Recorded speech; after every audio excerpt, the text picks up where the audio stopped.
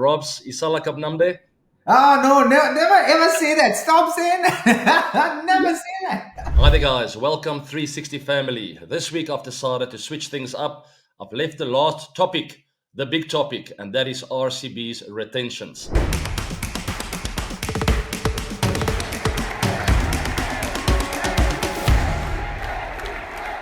But first up, let me call a friend.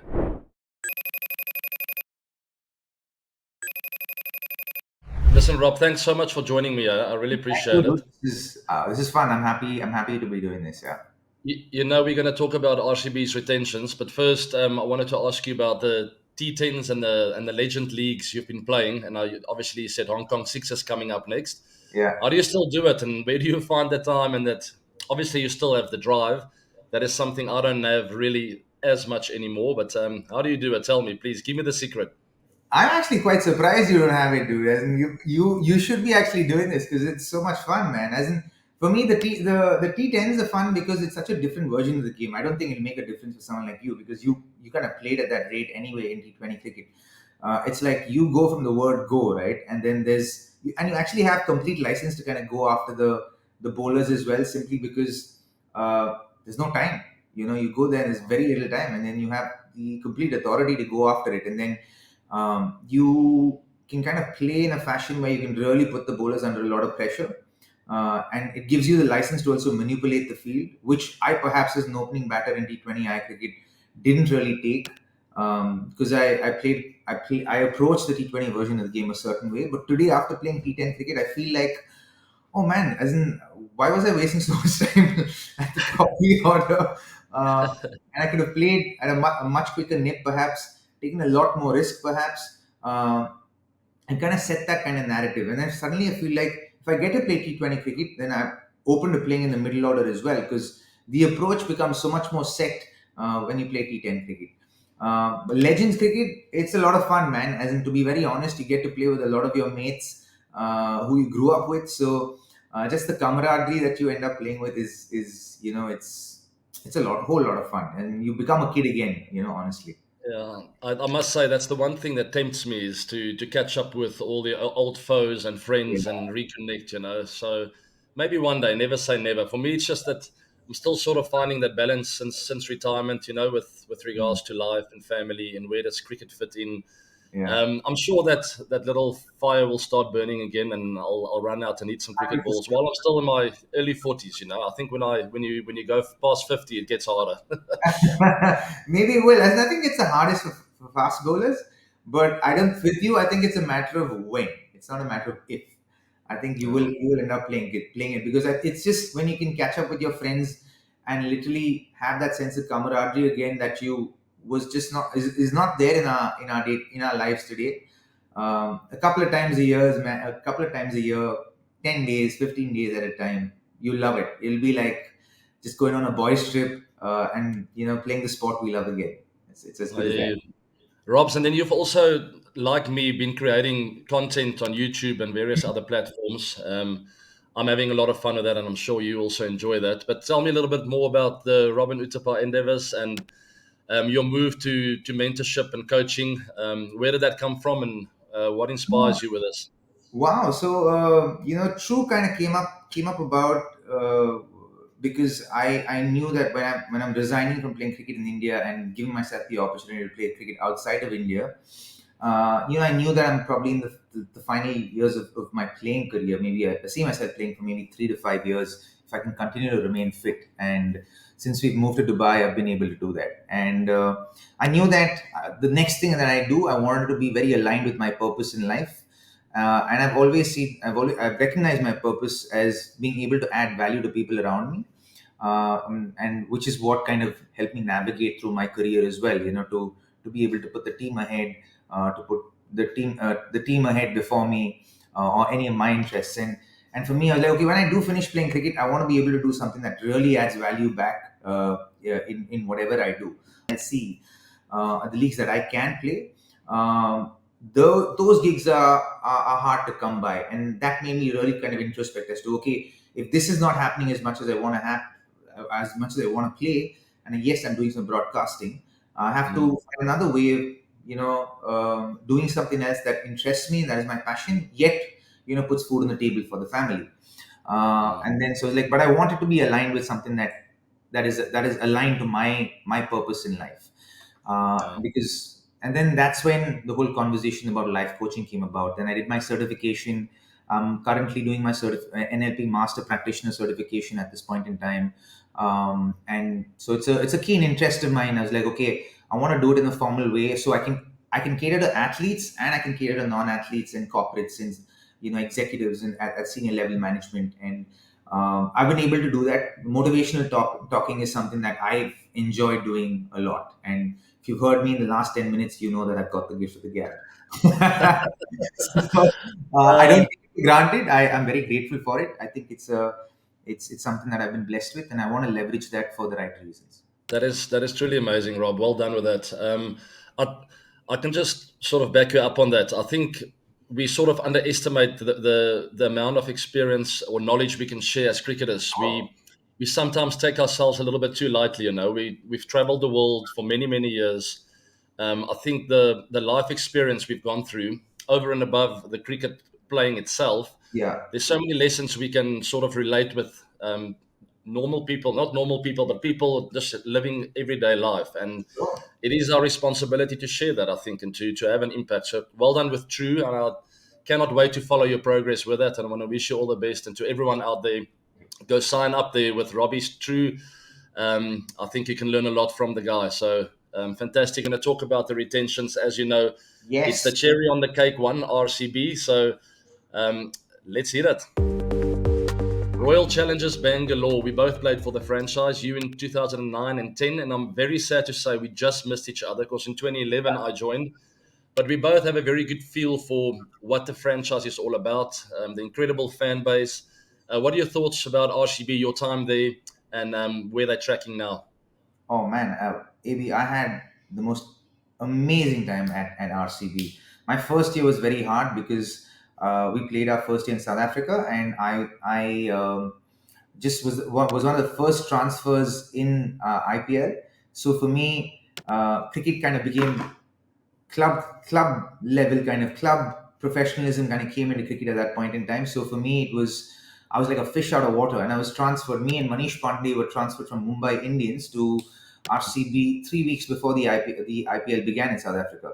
So for me, I personally felt my loyalties kind of was with Mumbai Indians, and then I suddenly transferred to RCB, and then the rivalry was just kind of forming it was at a very nascent stage. So I didn't feel one with the side in the first season, but then I really worked on it and I kind of figured it out mentally. And I was also going through a lot of stuff at that point in time. But anyway, I figured it out. And when I came back the next season, I was ready to go, man. And I had an incredible season. And we just kind of, the first year we lost the finals. The second year, I think we qualified and then we lost. But in that year, personally, it was an incredible season for me. I hit the most number of sixes in the IPL, won the most stylish player award, and so for me, I was like, "Oh man, I'm going to be here for a really long time." And I was like, "Okay, I've made peace, and I'm at home now." And Yeah, then, lo and behold, 2011 auctions, I've gone to another team. So it was bittersweet, to be very honest. As in, coming back to Bangalore was always kind of hard for me, and playing because the 2010 season, how they chant for you when every time you're there. I had a similar experience back at home, and to receive the kind of love and admiration and support from the fans in Bangalore was just second to none, man. As in, I don't think there's another experience such as that. it is incredibly special. Yeah, and I wish you were still there, man. I think the two of us would have caused Yeah, havoc there in that middle order. But anyway, in the middle on. there's maybe still time for us to bat together at some stage. Yes. If you decide to come out of retirement and play a few leagues with us, yeah, I'm certain we'll find ourselves together somewhere. Listen, and it's crazy that RCB's never won a trophy, right? In 2009, you alluded to you guys. I think you lost to Deccan Chargers, right, in the We did. final, only Yeah. by 6 runs. 2016, I was there. We lost by 8 runs there at the Chinnaswamy Stadium. I think it was destiny for us to win. I don't know how we screwed that up, but we did. I still have nightmares of getting out and hitting that ball straight up to covers. I can imagine. Man, there was still time. Why was I in such a rush? But anyway, what are your thoughts on them not winning a trophy? I mean, it's incredible with all the talent they've had over the years. Yeah, I think, you know, and I think one of the reasons that hasn't happened is, there hasn't been consistency of the Indian string of players that you need in a franchise to be able to win the IPL. For me, I personally believe it's not the superstars that win you the tournament. Yes, they set the tournament up for you, but it's those support players who actually are the catalyst to in helping you lift a trophy. And unfortunately, with RCB, there hasn't been consistency with those kind of players. Like for example, the Indian contingent. For example, like a young KL Rahul came and went. Manish Pandey came and went. Myself came and went. Arun Nair came and went. Mike Agarwal came and went. All of these players, if they just kind of stayed with RCB, and found a space within that side, I'm certain that RCB would have had multiple championships without an iota of a doubt. Yeah, I've got to agree with that. It's always been the case, and it's not pointing fingers, because there's always been that debate about there's been a very batters heavy, but the bowlers are not good enough. It's not about that. It's almost just about finding the area of where they're coming short. And I think you hit the nail on the head there. Not keeping Yeah. hold of the strong Indian players, not having that consistency. I think CSK has done that very well over the years. Probably the best of all Yeah. the teams in the tournament. So that is definitely an area for them to work on. But I I remember, also think there is another area that RCB haven't addressed yet. See, one of the challenges that RCB face at home is that they don't necessarily have a home advantage, yeah, because of the quality of the wicket that there is. It's very similar to Eden Gardens, right? And it's a small ground. It's a beautiful batting track. A lot is dependent on the toss, right? And you can practically chase down any score, right? yeah, But one of the ways that when I was playing in KKR, that we made Eden Gardens a kind of a place that no one really had an advantage is the way we utilize the wicket, right? yeah. We, as I think, as a leader, Gautam Gambhir kind of acknowledged to all of us as well that, okay, guys, we're going to make it hard for teams to score runs. But the advantage we'll have is we'll be much more familiar with our wicket. So yes, it'll be low scoring games, but we'll know how to get to 160. We'll know how to get to 170. But then if we get to 170, then we'll know that the visiting side have no chance. Mm, You know, we yeah. truly made it. Our Colosseum. We didn't allow anyone to come in and dictate terms there. But and I think that is something that RCB don't have. If RCB can figure out a way to manipulate that wicket to make it an advantage for them, to make it not a high scoring venue but a low scoring venue, and then make it slightly more bowler friendly. Because you also have to understand that elevation wise, it is if I'm not wrong, after the bull ring, this is the second highest like as far as elevation is concerned, in the world, ground in the world. So when you hit a ball in the air, it stays hit. Which is why Bangalore has such massive sixes. Yeah. They think that Bangalore's a small ground. It is a relatively small ground in comparison to the rest of the world, but the reason it stays hit is also because of the elevation. So you got to make it harder for batters to score runs. And with the quality of batters that RCB have always had, they can kind of make the wicket a little harder to score runs on. Yeah, I agree. I was going to bring that up literally as you started speaking about it, because I remember when we were commentating together for Viacom, you spoke about that, and Yes, I did. I think you make a great point. I really do. They got to make it a fortress, like CSK has done with the Chepauk Correct. Stadium over the years. They know exactly what to expect. They know the game plans. They have game plans A, B, and C in place. Where with the Chinnaswamy is almost when you bat first, you're always under pressure because you never know what's enough, Correct. especially when the ball starts getting on a bit in that second innings. We've seen crazy chases in the past. But that reminds me a little bit of another area where I feel after they've left Uzi, they haven't really had that quality spinner again. So you can have the wicket to get the guys to 150 or 60, but you need the bowlers to back that up and to understand their home ground advantage and how they can sort of work on that. But I feel the retentions has been difficult of late. And talking Yeah. about retentions, What are your memories of being retained, being released? I clearly remember in 2010, I was told by Delhi Daredevils, I was called in at the end of the season. They told me they're going to retain me. Everything is in order.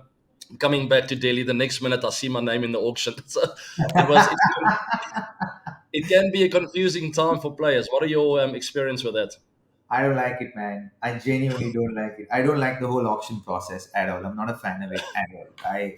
I genuinely, I'm someone who believes that it's it's an archaic way of dealing with human beings.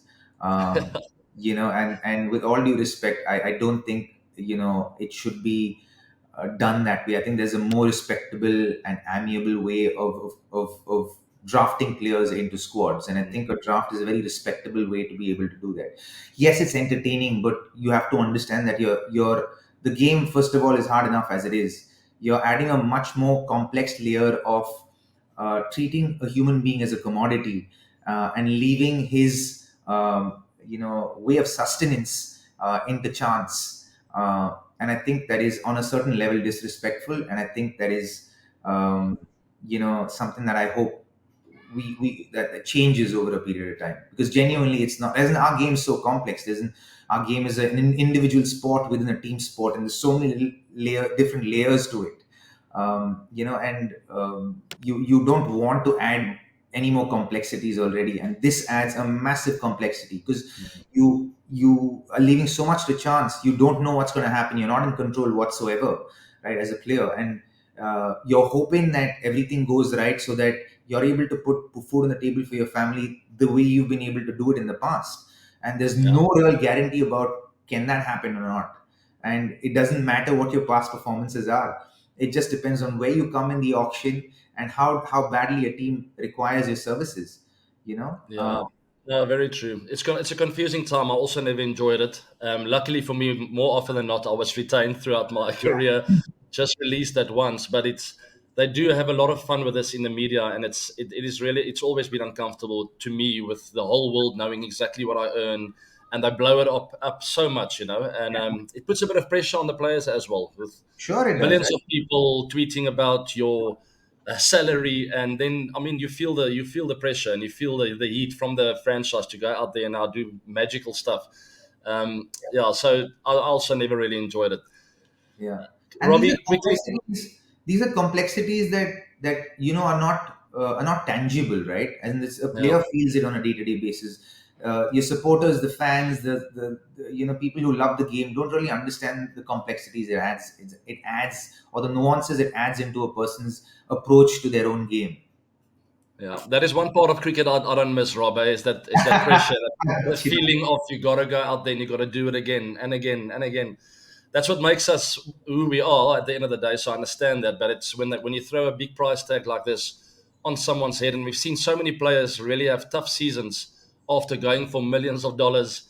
They are really put under the pump, and they sort of just completely lose their rhythm out there. But Yeah. let's quickly talk retentions, Robbie. RCB. It's the last team I'm covering on my YouTube show. You also covered RCB's retentions on your I did. YouTube show.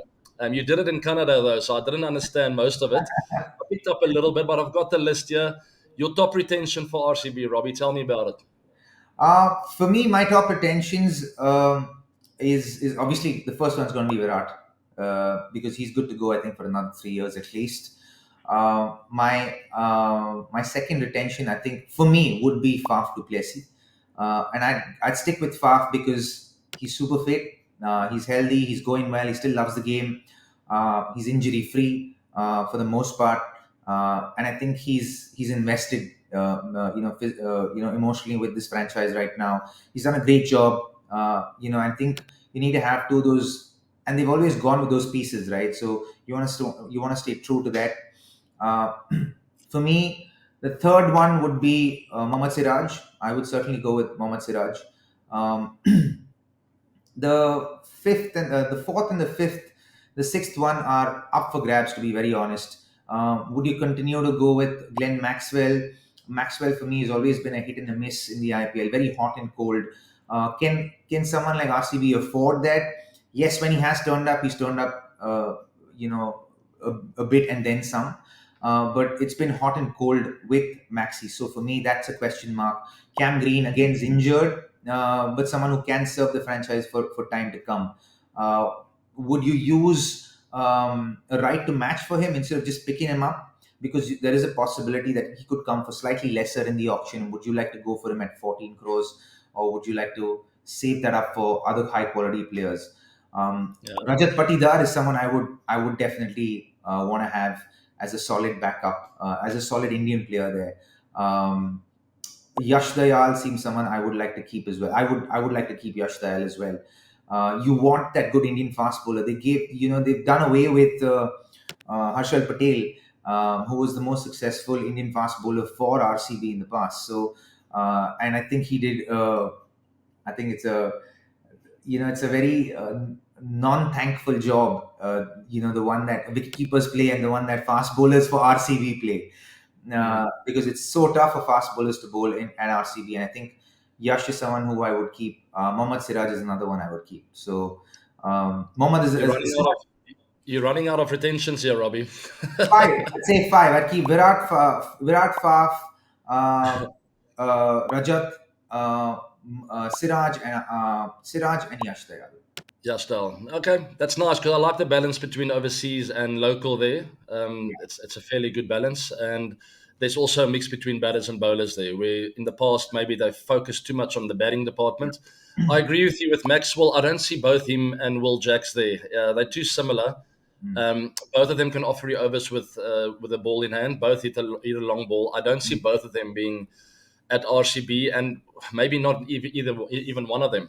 It's a Yeah. difficult one that because it is nice to have a top order batter who can bowl fast offies, wicket to wicket, especially if they get the Chinnaswamy wicket spot on. And I agree with you with the rest. You got to keep hold of the experienced players like Faf. Virat is a no-brainer. Yeah. And then, I mean, what about a spinner, Robbie? What about a out and out wicket taker, X factor spinner? It's been a while since RCB's had someone who can turn it both ways. Not a lot of people picking him and sort of ripping games open. Who you thinking of as a spinner there? I just think they whatever they do in this auction, they got to keep that in the back of their mind when instead of maybe retaining all using all the five retentions, maybe really keep a big sum of money left for a out and out matchman. I'm not sure who and who will be available in the auction, but it's maybe just something they need to keep an eye out for. Yeah, they certainly do, and I think they need that because Mm. again, it depends on how they utilize that wicket, right, to help the spinner, right, and if they can again find that piece, because I think even Faf in that sense is going to be a moving piece in a year or so, right? It also depends on him personally as to how long he sees himself playing the game, and you have to understand that every year there's going to be a mini auction in place as well. So when he does, choose to step down, whenever that is, could be in 3 years, could be in a year, could be in a couple of years, you're always going to have that purse available for you in the mini auction, right? So for me, I think that is an aspect that they need to they'll have that advantage as well. So if they can figure out that spinner piece this year and they decide, okay, they will, there are some solid Indian spinners there as well, right, who are Mm. available. But if they need to have the conditions to be able for them to for them to be able to exploit, and right now they don't have that. Again, so that's where the think tank, the decision makers of RCB will have to play a big part in figuring out which direction do we want to go as a franchise. Do we want to continue to keep the wicket the same, or actually manipulate the wicket to our advantage so that we can make our home our fortress, and so Yeah, that they can, because then there's a chance to get to the back end of the tournament, right? yeah. Here right now the advantage is not there, and so how they set the team up is going to be should be dependent on what kind of playing conditions they're going to create for themselves.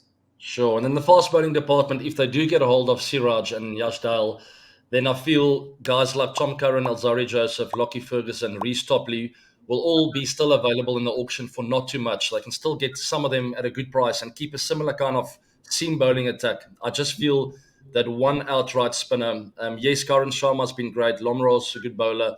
There's plenty of good bowlers, but we need a Narayan, a Rashid Khan, someone a You Yuzi do. Chahal to really come out there, throw the ball at him at any stage of the game, and he can quickly pick up 2 or 3 wickets.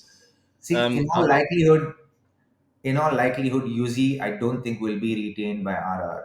RCB have a huge opportunity. Just go all out for someone like UZ, right, and bring him back. And Absolutely. you know that UZ would love to play for RCB in front of that RCB crowd again. Yeah. He's a great team man as well. So his skills are second to none, and I think he'll continue to thrive in the IPL format. So for me, if they can get UZ back and they can get a good spinner to support him, then with the kind of fast bowlers, then you need one wily fast bowler who's not necessarily quick. I think the quicker the fast bowlers are in Bangalore, the farther they go, given the conditions at this point in time. Yeah, so you want to have someone who's wily, who's street smart, who's able to Mm. manipulate his pace and be able to get wickets, right? And that's the kind of Yeah. fast bowler you want. Someone who's got good variation. Someone like perhaps Uh, like an experienced one like Mohit Sharma and Harshad or Patel. Booby. These are the kind of guys you want, or a Bhuvi. Booby at the Chinnaswamy is one of the bowlers that's bowled the best to me over the years. They just by being smart. He's not fast. He doesn't bomb you out. He doesn't try and bounce you. He's just smart and he's got game plans of going wide at the stumps, coming straighter, using his slower ball, stuff like that. So I fully agree. That's the kind of bowler we do need, and the kind of bowlers you need at the Chinnaswamy. Someone who can adapt to the pressure situations. Anyway, Robs, thanks for that. I think it's spot on. It would be a fairy tale if Yuzi can be available and come back to RCB. Please, Yuzi, if you're listening, make yourself available. Say no to retentions. But thanks for your insights, and guys, also go and watch Robbie's YouTube show. He covered everything with regards to retentions with RCB. Lots of other great content out there as well. Finally, last but not least, Robs, Isala Cup Namde. Oh no, never ever say that. Stop saying that. Never say that. I don't know why you RCB players actually keep doing this to yourselves. I think it's become a jinx, honestly. We want to teach you some karna that's beyond, beyond this Isala Cup Namde. I think every time someone said that, I'm telling you, we've been in the opposition sides, and every time RCB have gotten to the back end of a tournament, I remember in 2016, I think it was before the finals, semis or finals in the knockout stages. I remember that nobody said anything about Isala Cup Nande in RCB till the point they got to that final, like last two game stage. And then somebody at that point, one of the players in the recording said, Isala Cup Namde. And then we knew at that point, that's it, they've jinxed it, they're not going to win it. And Trouble. that's exactly what happened. So stop doing that, guys. Like, no It's more. a Like, ban that phrase. it's okay if someone from overseas say it. I mean, Rob, come on. Is It's it? I think it's No, I'll tell you. I really one of the things that I want to ask you as well is that you've played for so long at RCB, and the love has been incredible, right? As in, I know you speak very fondly about Bangalore and the support you've received at Bangalore and at RCB as well. But along the way, have you been able to interact with the people of Bangalore and kind of speak the local language, experience the local food? Have you been able to do that, Ivy? yeah. I mean, it's difficult to start speaking a new language It completely, is. but I've picked up on some phrases. I try and interact with the fans with a couple of phrases from time to time on my shows, so that's good fun. The food, I mean, the food all over India is simply incredible and always a treat to go No, there man. and I'm experience. telling you, the food in Bangalore, the breakfast foods in Oh, Bangalore, I no, promise you, are some of the best in the world. I live in Dubai today, but the one thing I would spend $1 million for is to just go back and have, our breakfast foods like your yeah, masala dosas and oh, the proper Bangalore, Karnataka kind of breakfast foods are second to none. So if we're true. there this year, and if you're ever covering a game together in Bangalore, we're going to make a vlog out of it. I promise That'd you. be great. I love that city, man. It's a young, vibrant city. Lots of great, trendy restaurants as well. A Yeah, lot more advanced in a way, if I can say it like that. But yeah. yeah, can't wait to return. And obviously, that the Chinnaswamy is a space that's very special to my heart, very close to my heart. And I will be returning soon. Robs, thank you so much for your time. Thank you. Last but not least, good luck at the Hong Kong Sixers. Eh? And Thank I you. hope South Africa can. Good luck, but I hope SA can defend their title. We'll see what happens. I've always heard about it. This is the first time I'm going to play it. I've watched it a lot on TV as a kid, so I'm really excited to go and play it. So it's going to be heaps of fun. Go smash it. I can't wait to watch you bowl, eh? I'll be wearing the gloves. I don't know if I'll have to bowl. You got a bowler over or two. Robbie, thank you so much. All the best, and I'll see you soon. I'll see you soon. Cheers, brother. Cheers, mate. Bye.